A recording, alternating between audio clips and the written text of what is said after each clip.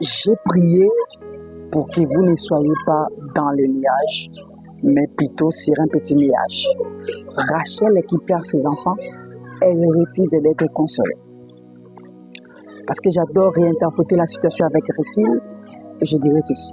Jérémie chapitre 31, le verset 15, là où réside notre écriture, notre histoire.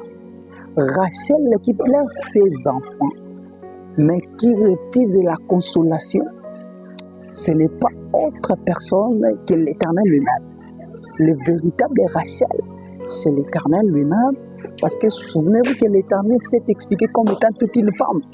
Il y a tant de versets qui pourront nous aider à comprendre que l'Éternel s'identifie comme étant toute une femme. Il y a Ésaïe 45, il y a Ésaïe 66, il y a Ésaïe 8, il y a pas mal de versets qui pourront nous aider à comprendre que l'Éternel c'est toute une femme. On a compris que Rachel dont il est question, c'est l'Éternel lui-même qui a perdu les fils dont il est question. C'est le bien-aimé Adam.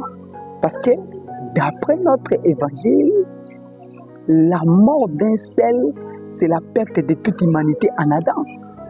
Parce que Adam a péché et Adam était mort, car toute humanité en Adam était morte. Donc c'est un peu ça. Mais raison pour laquelle les prophètes devaient faire des défilés ensuite de la consolation de l'Éternel qui a perdu son fils. Mais aussi, l'Éternel refusera ce genre de consolation. Il y a aucun prophète, aucun de ces prophètes que l'Éternel a pu accepter ces consolations.